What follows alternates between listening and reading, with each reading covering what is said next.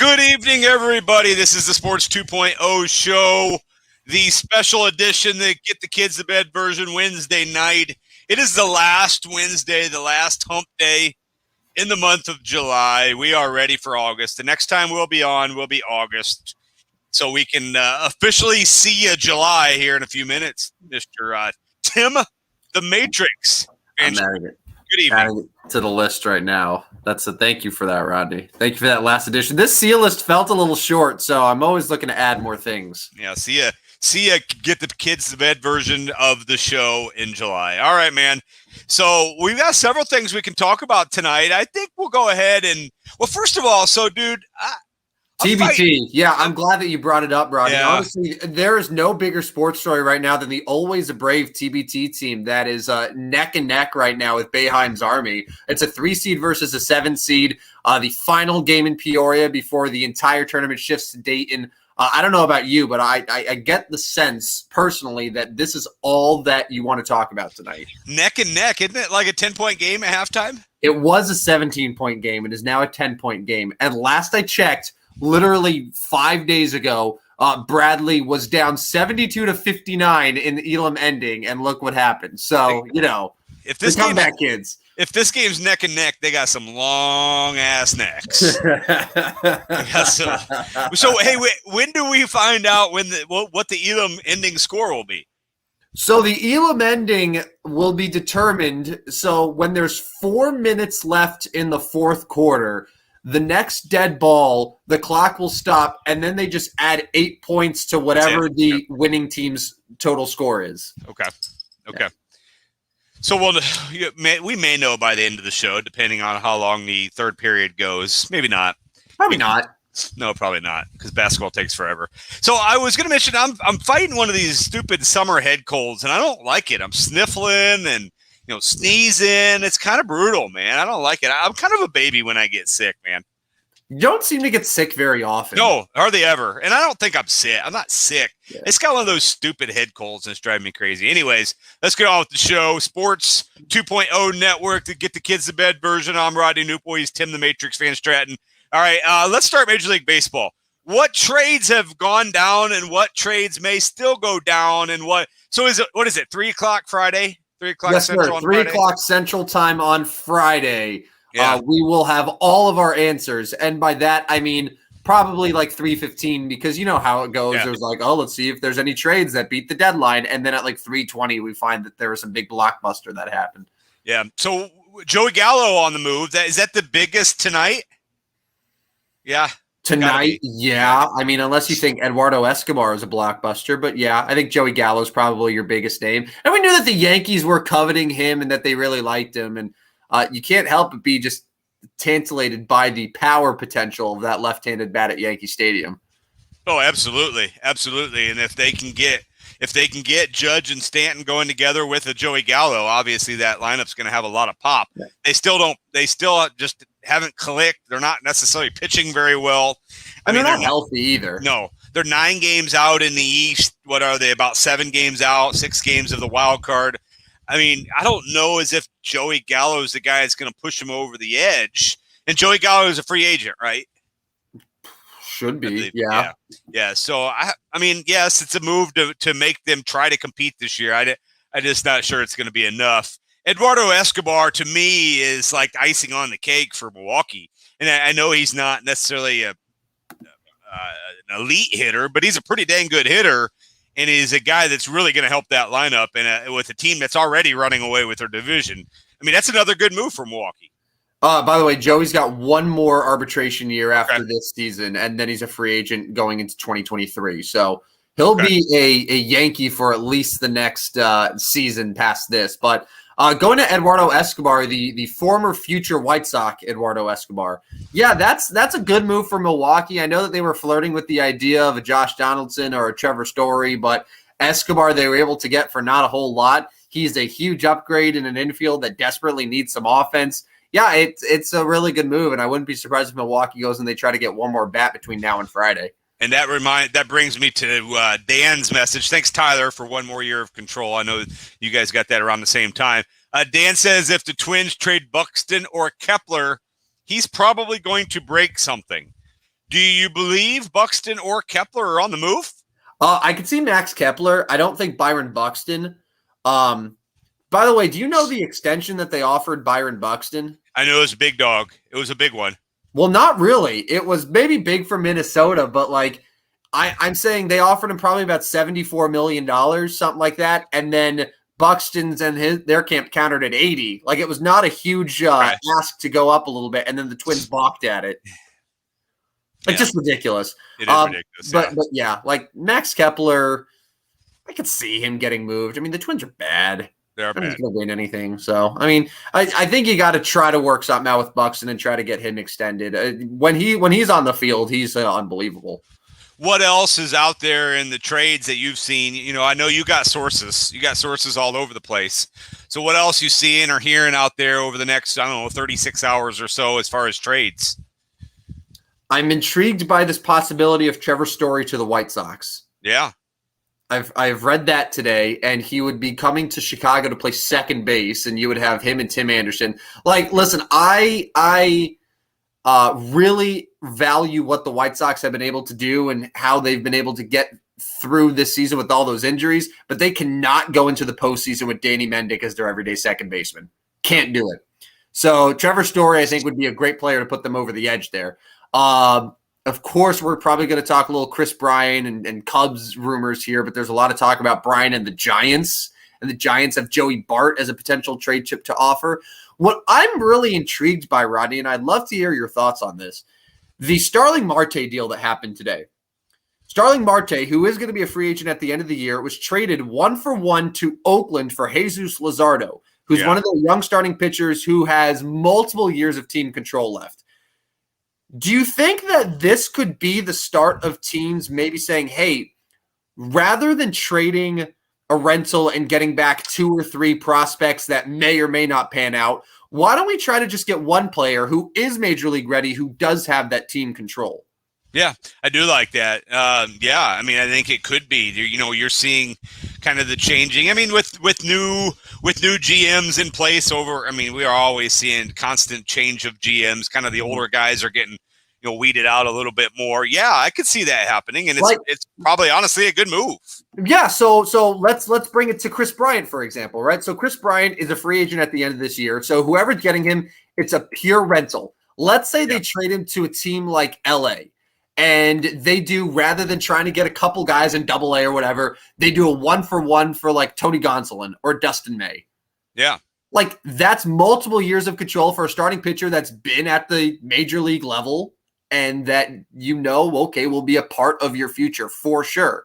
It's you're getting less pieces, but I think you're getting a little bit more of a concrete guy who will help you now and in the future. Yeah, because like most of the time, I guess not always, but most of the time when you do trade for those prospects, you're kind of gambling. I mean, to be honest, you're gambling that those guys are going to be, there are a few prospects that are surefire and come through that way, but you're gambling. At this point, you're not necessarily gambling. Like we've seen that Dustin May or Tony Gonsolin have been good, and they will be in our rotation. So I like it. Yeah, and like Miami, I think is feeling very good right now about Jesus Luzardo joining that rotation for the next 6 seasons. Yeah, no, I like what Miami's doing overall as far as their team. They're still not very good. Keep in mind their starting rotation. Let's see, Pablo Lopez hurt, Sixto Sanchez been out all year. Eliza Hernandez has given them like 5 innings all year. That rotation, when it's healthy, is going to be something that's really good, and I'm looking forward to that. But yeah, it's just been an overall rough year there. Yeah, I mean, the funny thing is they're actually only 10 games out. Now they're not going to catch 4 teams and win the division, but remember when they were a playoff team last year? They do. They eliminated a certain team. They swept a certain team. Yeah, I didn't hate that. But looking through Major League Baseball trade rumors, I mean, so we talk a lot about the Cubs. We naturally here we're Central Illinois. I mean, they traded the left-hander Chafin. What's the next move? I don't know. Like I still think the Mets are going to go after somebody. So is it a Baez to the Mets? Is it a Bryant to the Mets?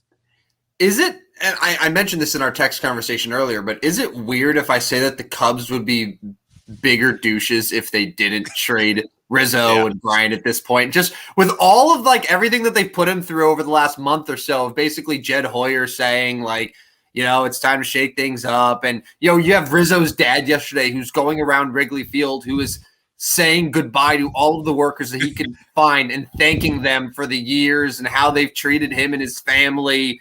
Like that type of thing. It's like at this point, it's like you can't just come back to work on Friday or Saturday and just be like, all right, well, I guess I'm still a Cub.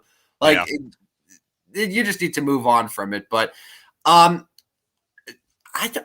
don't know. I think Craig Kimbrell is going to get dealt, and I could see the Dodgers making a play. The Dodgers have allowed the second most runs in the ninth inning or later in all of baseball this year. They have like one win in extra innings this year. Kenley Jansen has blown 3 saves since the All-Star break. So like that's a team that needs to make a move in the ninth inning. So I think Kimbrell to the Dodgers makes sense. Bryant, I'm on the fence. Rizzo, I don't think gets dealt. I don't think Baez gets dealt. But then I think you'll see a lot of guys like Ryan Tepera and a couple of those secondary bullpen players. Maybe a guy like Jake Marisnick also dealt, as just sort of to fill out a roster for a contending team. You're still going to see the big three there, Rizzo, Bryant, and Baez, if they don't end up moving those guys. I mean, it's still not a very good team. They're down 4-0, bottom 6 to Tyler Molly. I've had some Cubs fans who have suggested the idea, well, what if they trade Chris Bryant, but then they re-sign him in the offseason? I don't think that there's any indication that the Cubs have $200 million to just throw around to Chris Bryant. And I don't think that that's the whole MO. If they did, they would have done it by now. Right. No, I agree with you. So anyways, but that's kind of look at Major League Baseball trade rumors. We'll find out if there's anything in the next 15, 20 minutes. But what Trey Turner news yesterday was interesting. When did he go from traded to injured to COVID? That's exactly right. Yeah, that's like a see a trifecta right there. I know. He went from injured to traded to COVID, and now for sure COVID, and he's not going to be traded now. No, I don't think so. I mean, he's on a COVID list. I guess you could still trade for him, and then he comes back. I don't know. Like, does he pass? I mean, I don't know the rules on that. Does he have to take a physical in the next 24 hours? And he's not going to pass it because he's going to have COVID. I don't know. I'm pretty sure that it's a minimum 10 days, right? Isn't that the rule that baseball still has in place? Yeah, I think so. I mean, so he's going to be out for at least a little while. And today we see the Nationals have had 12 positive cases. Most of them are vaccinated. So, and it's funny because if you remember all the way back at the beginning of the year, the Washington Nationals started the year 5 days later than they were supposed to because they had another COVID outbreak that affected, Josh Bell and Kyle Schwarber and Juan Soto. And I don't know why it's just them, but apparently they've been having some issues this year. I find it interesting, kind of changing the subject a little bit. Now that we're seeing these vaccinated players come down with the COVID list, the NFL is going to be wild. I mean, it's going to be wild with their new rules and the COVID rule. I mean, it's absolutely going to be wild, because what are they suspending guys that aren't vaccinated if they come down with, or not suspending, but fining them? It's not necessarily like they're not forcing them to get the vaccine, but they're going to make their lives a living hell if they don't get the vaccine. So it's like forcing them without forcing them, and giving a lot of incentive for these players to get the vaccine and coming down hard on punishments if there is a COVID outbreak on a team and a game can't be played, because then it's going to go down as a loss, and that's going to affect your playoff standing. Yeah, that's wild. It's going to be a wild NFL season. One more thing on the trade deadline. I still think, I've said this before, I still think Rizzo ends up a Red Sox. I think he ends up a Red Sox. They have had the worst production at first base of any team in baseball this year in Boston. So, that's a natural fit. Yeah. It's the team that drafted him. For a rental, I think that the Red Sox would be very wise to go out and get him. Yeah, I agree. All right, let's move on. Let's go NBA draft tomorrow night. I mean, is this going to be another? Well, not necessarily another, but is this going to be a chalk draft where we know where the guys are going, when they're going, and we're not going to see a lot of side action, trades moving up? We don't really get a lot of in draft. Yeah. We get trades, but the trades happen later on, mid first, late first. We don't really get in the top 6 or 7 picks. Yeah.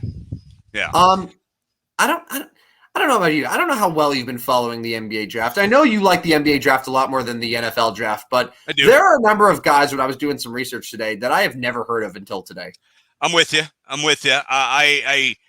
My first gut instinct is this is kind of a weak draft. Well, it's funny because everyone's saying it's a super strong draft. Yeah, right. No, I get it. And maybe that's just where I'm at is I don't know some of these guys well enough, but I don't love the draft. I'm not super intrigued on a lot of players on where they go. And I just look at it and I'm like, I don't know as if those guys are going to be, franchise changer. I mean, is Cade Cunningham going to be a franchise changer? I don't think so. No. I mean, I don't doubt that he's going to be a good NBA player, and I actually do think he's a good player. And Detroit's got a couple young guys, and Cade Cunningham's been compared to like a shorter Ben Simmons, but with a jump shot. Like Ben Simmons with a jump shot would be a pretty damn good player.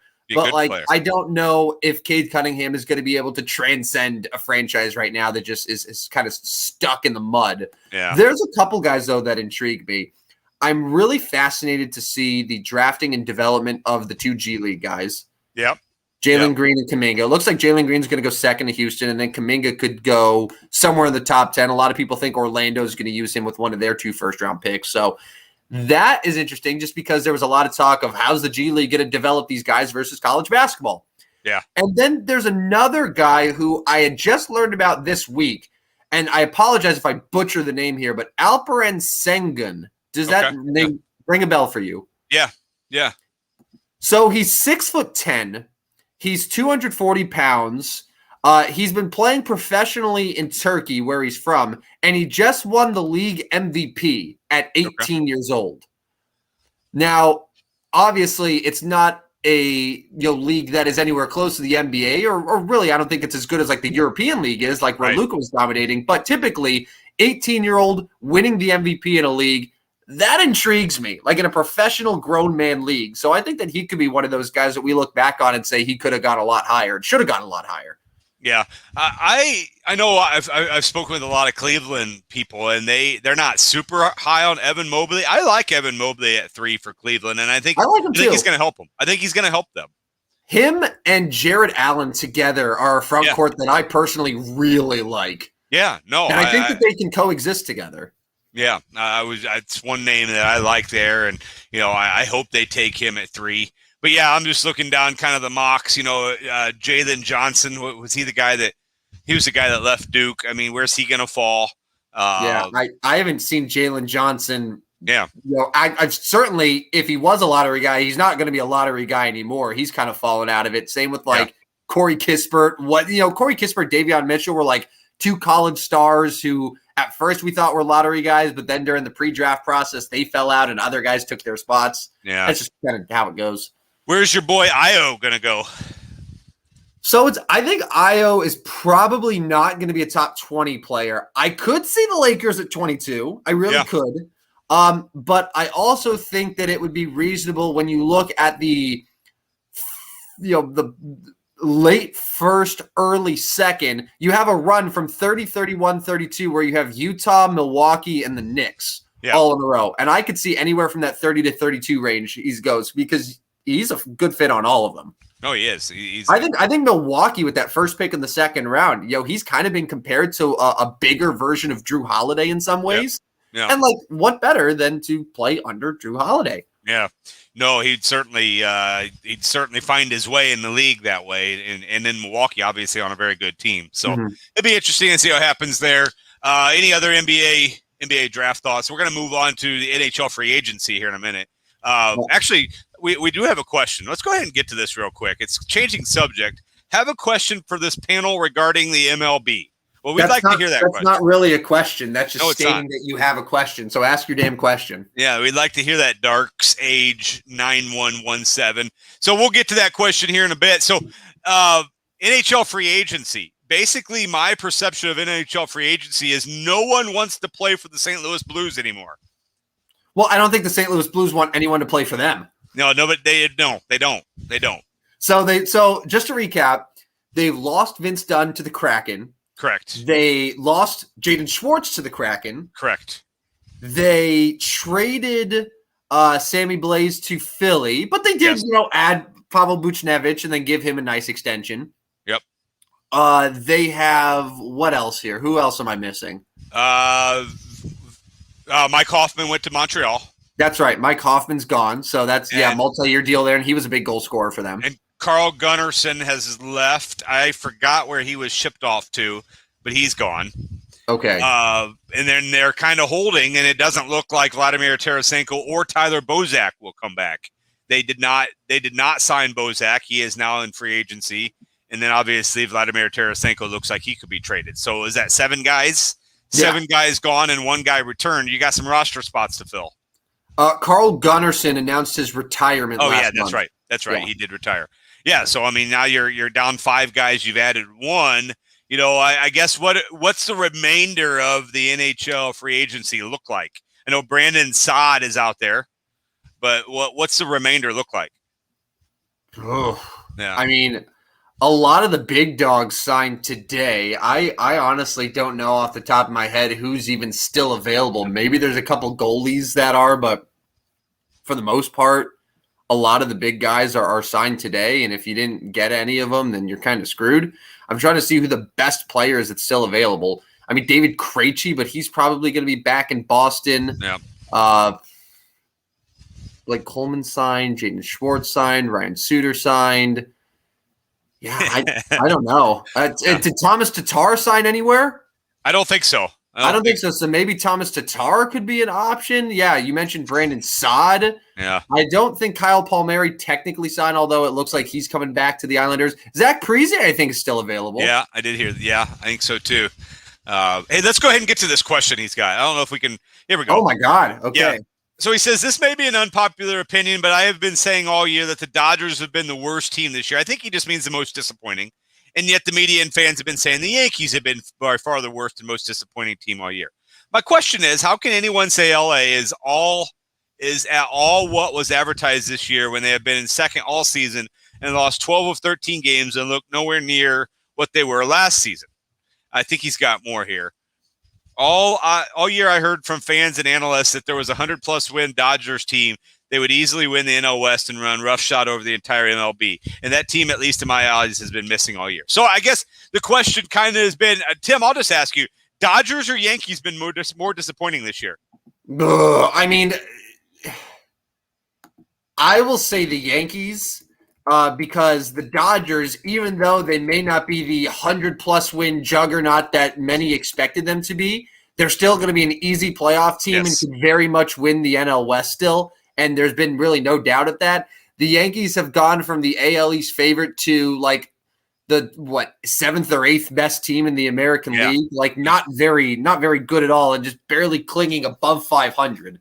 Yeah. So I'll say the Yankees, but I understand his point about the Dodgers in the sense of, okay, well, Trevor Durant derailed their entire rotation. Yes, he did. Kenley Jansen and the bullpen have been a little bit of a disappointment. Cody Bellinger has been dreadful. Awful. Yeah. We're going to look at Cody Bellinger's MVP year like 15 years from now, and we're going to be like, how the hell did that happen? Yeah. Because since then, he has been a terrible baseball player. Yes. Corey Seager was out and missed a bunch of times. So I think that like injuries came into play too, but like, yeah, there's a lot of underachieving. I don't think Mookie Betts has been all too great this year either. So like, yes, both of them are very much underachieving, but I say that the fact that the Dodgers have all of those things working against them and yet are still like 20-plus games above 500 and near the Giants for first place, I have to think the Yankees are far more disappointing than that. And I still think the Giants are still playing over their heads. Yeah, and think about it this way, Dark Sage. So if the Giants aren't playing out of their minds, which no one expected the Giants to be this, the Dodgers, despite all of those things I just mentioned, would be in first place. Yeah. So, I mean, because San Diego is good enough to make the playoffs, but they're not like grabbing it and saying, we want to win this division. I mean, they're just kind of, to be honest, one of the wild card teams should be making a run at San Diego. Just none of them can win enough. I mean, St. Louis can't win enough. Philadelphia, Atlanta, Washington, all those teams just can't win enough. San Diego is trying to let somebody in the wild card race. Dark Sage also has a counter argument to that. We'll wait for that. But thank you for the comment there. Good one. I like that question. All right. Hey, Tim, anything else on the NHL free agency? I don't have a lot more there. I mean, it's been okay. Nothing's really shocked me. Landeskog back to Colorado. There's been a couple things. So, the Kraken's asset management has been strange. They took Vitek Vanacek from Washington and then traded him back. Their signing of Philip Grubauer was surprising too, where they signed Philip Grubauer presumably to be their starting goaltender after giving Chris Drieger a contract for him to be the starting goaltender. So now they're dedicating a lot of money to two goalies, and I don't know if they're going to try to do a timeshare between them because Grubauer was the everyday guy in Colorado and was great. He was. Yeah, so, he was. Yeah, that's interesting. Meanwhile, Colorado goes out and gets Darcy Kemper, who was phenomenal last year with Arizona. There's been a lot of goalie mixing around. You have Carolina who, moved on from their goalies, and now they're going with Freddie Anderson and Antti Ranta. So we'll see what happens. Yeah. Let's go ahead and get to your our GCD of the week. It's yours. It's your GCD of the week or the You're show. more than welcome to chip in a GCD if you have one that comes to mind. Yeah, that would require me to prepare. But anyways, the GCD, the gutless choking dog of the week or the night, whichever you want to call it. We had one Sunday, so we'll call this of the night, the GCD, the gutless choking dog of the night. Who is it, Tim? Well, we actually had two on Sunday, but that's beside the point. You're right. The GCD of the week for me is Mariners general manager Jerry Dipoto. Okay. So yesterday, during the Mariners-Astros series, they're in Seattle, Jerry Dipoto and the Astros GM make a deal to send Kendall Graveman, the Mariners closer, to Houston in a trade. It's kind of funny because they're playing each other right there, so Kendall Graveman's literally going to the other dugout. Yeah. But the reception from the Mariners was terrible, and deservingly so. Now, Seattle is a team that prior to yesterday was 9 games above 500, was just 1 game out of a playoff spot, and traded their best reliever to a division rival. Yeah, right. It's not right. It's not a good look. And the players were obviously furious. And a couple of the quotes, one player said, "Are you bleeping kidding me? It never changes. They don't care about winning. How do you trade him and say they care about winning? And you trade him to Houston? It never changes." I love this one. One guy said of Jerry Dipoto, "He hasn't come down here. He sits up in his suite playing fantasy baseball and rips apart our team without telling us anything." So while I understand that baseball is a business and trades are going to happen and all of that, I'm totally aware of it. I think the trade to Houston in particular is a bad look, but also these GMs really have to start communicating with their team. The fact that they traded a clubhouse leader and a veteran and a guy who was a real big, important piece of their team this year and said no one to anyone about it, nothing to anyone, it's just a really bad look. So Jerry Dipoto is a gutless choking dog for not going down there to the clubhouse and facing his team and explaining his decision-making and staying in his suite playing fantasy baseball instead. And I was really hoping Seattle was still going to make a little bit of a run at it, whether it's a wild card or not. I think that'd be a fun story. But, obviously sending your closer to a division rival, and maybe are they – now I think he said something about it's the first step of many moves for them. Yeah, right?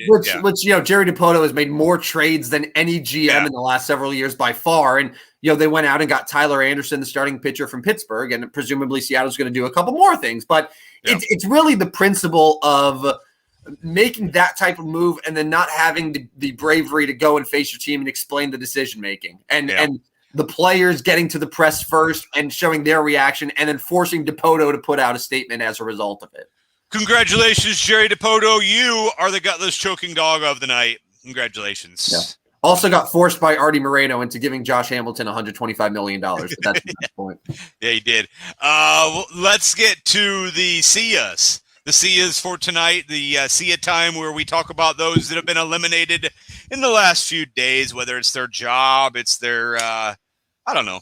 We always try to come up with why they've been SIA'd, but let's just get to it. Who's been SIA'd the last 3 days? All right, here we go. We have the Texas and Oklahoma football teams. They're plans to leave the Big 12 and join the SEC. We haven't even talked about that, man. Yeah, and so now the drama is that the Big 12 is fighting back at ESPN. It's ESPN's fault. It's ESPN's fault. There was they were conspiring conspiring a big plan, and I don't know, they were trying to poach teams to the AAC, and I don't know, they're mad. They're big mad at ESPN, and I'm a Big 12 basketball guy, so I do hate to see this go, but I think in the end it's probably going to be for the best. I would love to see 4 big power conferences with 16 teams each. And we won't get into what I'd like to see each team do, but that's what I would like to see. So if you're going to get rid of a conference, I guess Big 12, bye-bye. And there's a lot of drama there, and I don't understand. Is there a chance that the Big 12 could just say, you know what, Oklahoma and Texas, you want out? Okay, bye, you're out, and leave them on an island? I don't think that can. No, Right. if they leave early, which they're basically locked into the Big 12 until June 30th of 2025. If Yes. they leave earlier than that, then they have to pay like a $75 or $80 million penalty, which they could do. But otherwise, what could happen is that they could maybe reduce the penalty, reduce the fine. If other schools end up leaving the Big 12 too, then maybe they're just like, all right, whatever, $30 million. And then they just leave before then. But yeah, well, it'll be interesting to see what happens in that college football landscape. Good one, and basketball. But I like that first. See a good start. Next one. See ya, Aaron Rodgers, Green Bay Packers feud. Seems like it's over for now. Yeah, he's okay with it now because Randall Cobb is there. I mean, that was his asking, Randall Cobb. It seems like it was a lot more than Randall Cobb, but he did mention in the presser Randall Cobb is one of the many veterans that he spoke to, former Packers, who felt like they were not respected or lowballed by Green Bay, and that's something that he's had a big problem with. Yeah, and as Tyler says, Aaron Rodgers lit the Packers up in his presser. I love Aaron Rodgers, man. I love that he just gets up there and just speaks his truth, and I believe everything he was saying. What incentive does he have to lie? No, and it'll be an interesting season in Green Bay. If they get off to a slow start, watch out. See Andrew Chafin, that mustache traded to the Oakland A's. Yeah, and one of my favorite pregame shirts, failed starter. Yeah, I always appreciate that one, and he seems like a good guy, a good clubhouse guy. But C.A. Andrew, he's now in Oakland. For a guy who's only been a Cub for like a year, because he was acquired, last year sometime. It seems like Cubs fans really love Andrew Chafin. Yeah, because he wears those shirts. Those obvious shirts. Yeah, I mean, if you wear an obvious shirt, you're loved in Chicago. That's really about all is to it. Very good point. See Naomi Osaka lost in the 3rd round in straight sets at the Olympics. Too bad. See Simone Biles. I mean, listen. Yeah. Good on her, man. I mean, I basically boiled it down to this, that it's not really a very controversial thing when you look at the specific people who are like, oh, Simone Biles, she's weak, blah. If that's the crowd that's saying she's weak, then you're probably on the right side of things. Yeah, I mean, if Clay Travis and Charlie Kirk, is that basically those? Yeah. Yeah. And that's I agree. I'm with Simone on that one. I'm to the point I'm tired of hearing about it already. I mean, let the girl make her decision. Let the girl do what she needs to. I'm not offended by being an American because she quit or whatever. Did she quit on her team? I mean, essentially yes, but that was her and her coach's decision, and I'm fine with that. I don't have any problem with that. Now, I would have had a problem if she quit and just left. But she stayed there. She stayed there and cheered her teammates on, and I think that's a good teammate, and I'm okay with it.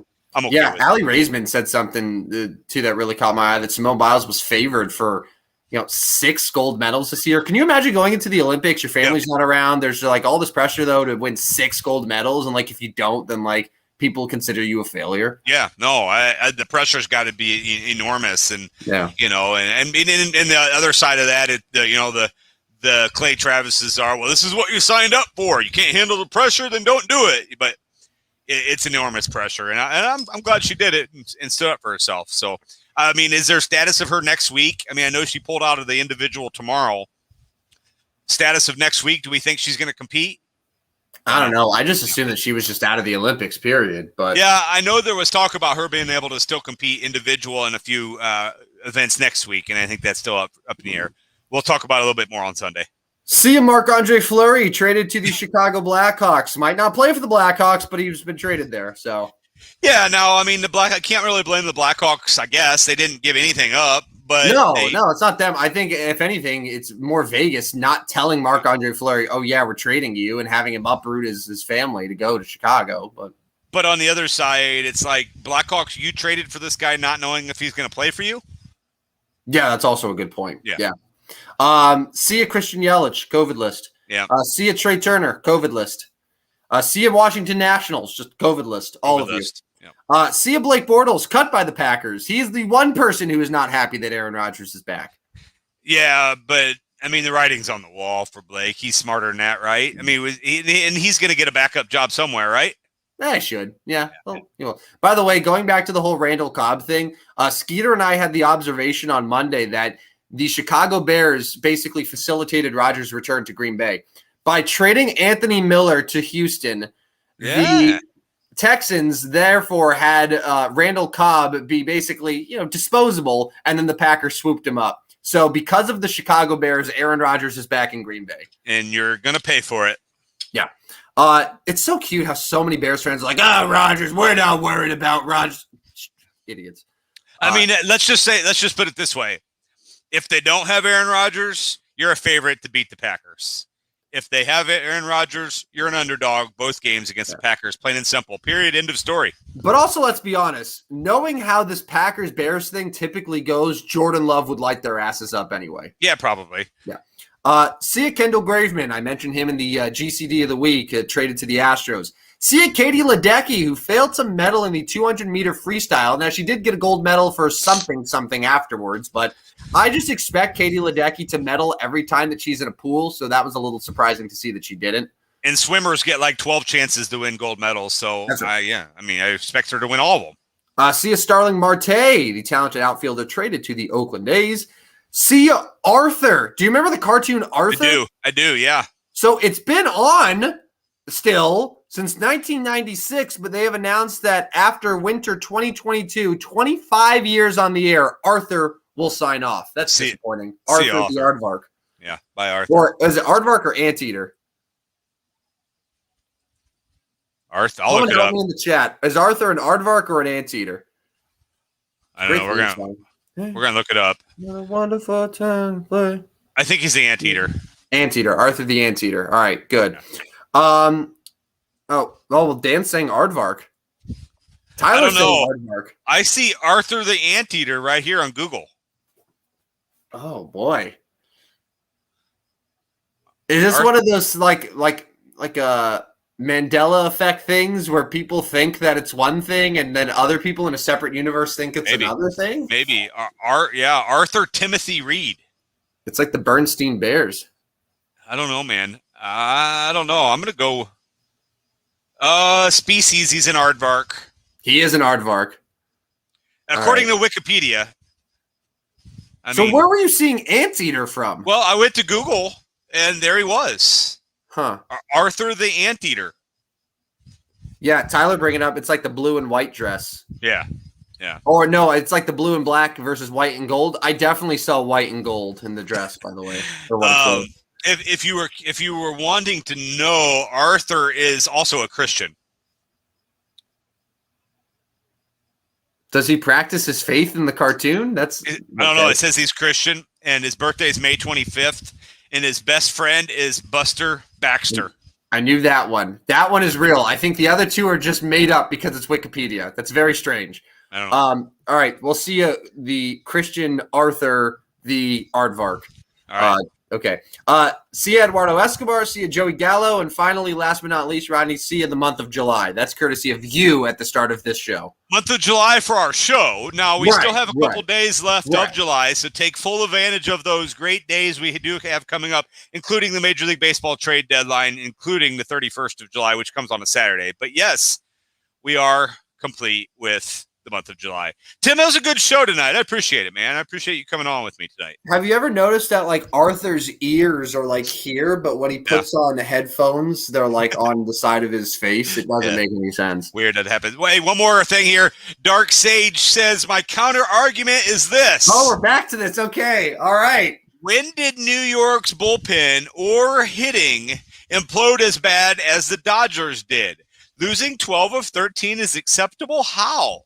LA looks like it hit a brick wall and has been trying to salvage the season ever since. I mean, how long ago did they lose 12 of 13? I mean, in the end, they're still almost 20 games over 500. They are 20 games over 500. They're 61 and 41. Yeah, they are a threat to win the National League West. They are still favorites to win the National League. I mean, yeah, the Yankees are more disappointing because they are not going to make the playoffs. Like, if we expected the Dodgers to win 130 games, then yeah, they've been incredibly disappointing. But like, if the Dodgers make the playoffs and they're a World Series contender, it's like, okay, yeah, it's fine. They've overcome a lot, honestly, to be frank. But like the Yankees are looking like they're not going to be a playoff team, and no one expected that. 61 to what in the TBT? 61-51 Boeheim's Army, and the Elam score is now 69. That's nice. Nice. That is a nice number, and that is where we'll close out for the night, Tim. I appreciate it. I'm going to let you go watch the TBT, see if you can come back with another comeback. They need me. They need me up there. I got to get back to my good luck spot. All right, man. This is the Sports 2.0 show. This is the Put the Kids to Bed version. I am Rodney Newple. He is Tim the Matrix Van Stratton. We'll be back Sunday night. Make sure you stay tuned to all of the shows on the Sports 2.0 network. I believe they're having an NBA draft show tomorrow night, so make sure you stay tuned to that. Again, I'm Rodney. He's Tim. So long for just a while. Thanks for tuning in.